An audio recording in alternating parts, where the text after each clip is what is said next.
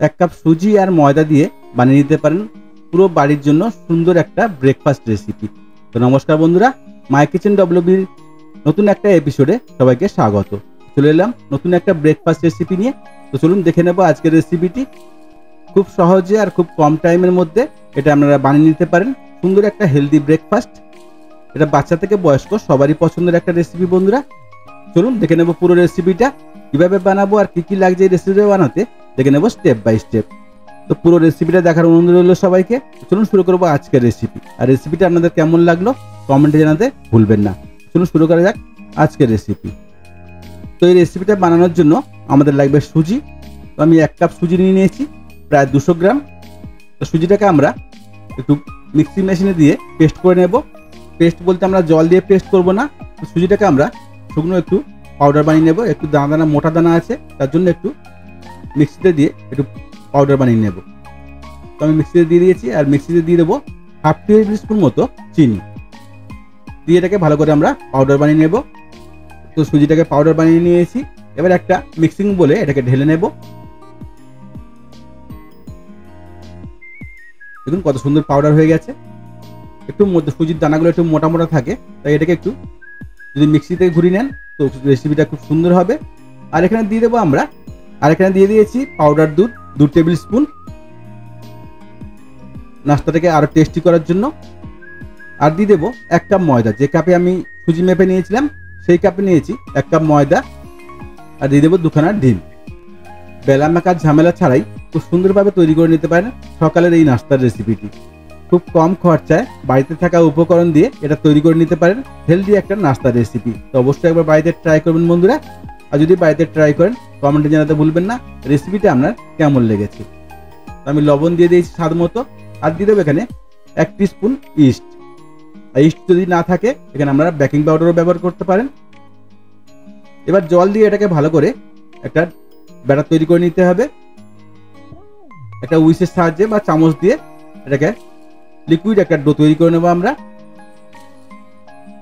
জলটা একেবারে দেবো না, অল্প অল্প জল দিয়ে এটাকে আমরা একটা ঘন ব্যাটার তৈরি করে নেবো। ব্যাটারটার থিকনেসটা কেমন হবে আমি দেখিয়ে দিচ্ছি। তো ভালো করে আগে ব্যাটারটাকে আমরা মেখে নেব। আবারও বলে দিই, জলটা কিন্তু একেবারে দেবো না বন্ধুরা, অল্প অল্প যেমন লাগবে তেমন হিসাবে এটাকে আমরা দিয়ে দেবো। ব্যাটারের ঘনত্বটা কেমন হবে সেটা আমি দেখিয়ে দিচ্ছি। তো ভালো করে আগে এটা মেখে নিতে হবে। এটা উইশ হলে খুব ভালো হয়, বা চামচ দিয়ে এটাকে আপনারা মেখে নিতে পারেন।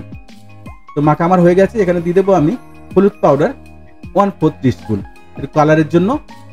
হলুদ পাউডার দিলে কি হবে বন্ধুরা, কালারটা খুব সুন্দর হবে, দেখতে খুব ভালো লাগবে, খেতে তো মজা লাগবেই, দেখতেও খুব সুন্দর হবে। তো হলুদ পাউডার অপশনাল, এটা চাইলে আপনারা দিতে পারেন বা নাও দিতে পারেন। এটা আমি শুধু কালারের জন্য দিয়েছি। তো ব্যাটারটা আমাদের রেডি হয়ে গেছে। এবার আমরা এটাকে 20 থেকে 25 মিনিট একটু রেস্টে রেখে দেবো। দিলে একটু ফুলে যাবে, দেখুন কত সুন্দর ফুলে গেছে। আর ঘনত্বটা কেমন হয়েছে এটা আমি দেখিয়ে দিচ্ছি। দেখুন বন্ধুরা, ঘনত্বটা কি এমনই হবে, খুব পাতলা হবে না আর খুব মোটা হবে না, মিডিয়াম একটা ডো আমরা তৈরি করে নিয়েছি। ডোটা ঠিক এমনই হবে, অবশ্যই দেখে নেবেন বন্ধুরা। ঘনত্বটা ঠিক এমনই করতে হবে, বেশি পাতলা করলেও রেসিপিটা খুব ভালো হবে না। ঠিক এমনই হবে। একটা চামচের গায়ে দেখবেন একটা লেয়ার জমে গেছে, একটা লেয়ার পড়ে যাবে, সেমনভাবে এটাকে বানিয়ে নেবেন। তো ডোটা আমাদের রেডি হয়ে গেছে। এবার আমরা একটা একটা করে এটাকে ফ্রাই করে নেব। তার জন্য একটা নিয়েছি ফ্রাই প্যান। ফ্রাই প্যানটা একটু গরম হলে এখানে আমরা একটু তেল ব্রাশ করে দেব, সাদা তেল। এখানে আমি সাদা তেল দিয়েছি, আপনি চাইলে এটাকে বাটার দিয়ে করতে পারেন বা ঘি বাটার, যেটা আপনার পছন্দ সেটা দিয়ে করতে পারেন। এবার ফ্রাই প্যানটা একটু গরম হয়ে গেলে দিয়ে দেবো আমরা ব্যাটারটা। 1 চামচ করে ব্যাটার এরকম দিয়ে দিতে হবে। 40 থেকে 45 সেকেন্ড একটা নাস্তা বানিয়ে নিতে পারবেন আপনারা খুব সহজেই। এবার একটু ঢাকা দিয়ে দেব। একটু ঢাকা দিয়ে এক সাইডটা ভালো করে আমরা একটু ফ্রাই করে নেব। এরকমভাবে উল্টে পাল্টে আমরা এটাকে ফ্রাই করে নিতে হবে। 1 মিনিটে একটা করে নাস্তা রেডি হয়ে যাবে বন্ধুরা। তো আমি ঢাকাটা এবারে খুলে নেব। দেখুন কত সুন্দর জালি হয়েছে। এবার আমরা ওপর পিঠটাকে এরকমভাবে একটু ফ্রাই করে নেব হালকা করে। দেখুন কত সুন্দর কালার এসছে। হালকা একটু তেল বা বাটার দিয়ে দেবো। আমি এখানে সাদা তেল দিয়ে করেছি, আপনি চাইলে এটাকে বাটার দিয়ে করবেন, তাহলে আরো সুন্দর টেস্ট হবে। দেখুন কত সুন্দর কালার হয়েছে। তেমনভাবে সবগুলোকে রেডি করে নিতে হবে বন্ধুরা। দেখুন নাস্তাগুলো কত সুন্দর হয়েছে, আর খেতেও খুব সুন্দর লাগবে। দেখুন দেখেই বুঝতে পারছেন কত সুন্দর হয়েছে, আর দুর্দান্ত টেস্টি হবে। তো অবশ্যই একবার বাড়িতে বানিয়ে ট্রাই করবেন। আর যদি বাড়িতে বানিয়ে ট্রাই করেন কমেন্টে জানাতে ভুলবেন না রেসিপিটা আপনার কেমন লেগেছে। তেমনভাবে সবগুলোকে রেডি করে নিতে হবে বন্ধুরা। আমি আরও একটা দেখিয়ে দিচ্ছি কেমনভাবে বানাবেন। তাওয়ার মাঝখানে এক হাতা করে আস্তে করে এটা ঢেলে দেবেন, দিয়ে এটাকে ঢেকে রেডি করে নেবেন। হিটটা কিন্তু একদম লো টু মিডিয়ামে রাখতে হবে। দেখুন কত সহজে কত তাড়াতাড়ি এটা রেডি হয়ে যাচ্ছে বন্ধুরা। আর তেলও খুব কম লাগছে, খুব কম তেলেই এটা রেডি হয়ে যাবে। খুব একটা সুন্দর একটা নাস্তা রেসিপি, তো অবশ্যই বাড়িতে ট্রাই করবেন। আর কে কোথা থেকে আমার এই রেসিপিটা দেখছেন অবশ্যই কমেন্টে জানাবেন। যদি ফেসবুক থেকে দেখে থাকেন পেজটাকে ফলো করে নেবেন, আর যদি ইউটিউব থেকে দেখে থাকেন চ্যানেলটাকে সাবস্ক্রাইব করে নেবেন এমন সব মজার মজার রেসিপি আগে দেখার জন্য। তো দেখুন বন্ধুরা কত সুন্দর লাগছে, দেখতে যতটা সুন্দর লাগছে খেতেও খুব মজা লাগবে। আর যদি রেসিপিটা আপনি ট্রাই করেন অবশ্যই জানাবেন রেসিপিটা আপনার কেমন লাগলো। এই রেসিপিটা আপনি সকালে স্কুল টিফিনেও দিতে পারেন, ব্রেকফাস্টেও রেডি করতে পারেন। স্কুল টিফিনে যদি এমন নাস্তা বানিয়ে দেন তো বাচ্চারা টিফিন বক্স খালি করেই আসবে।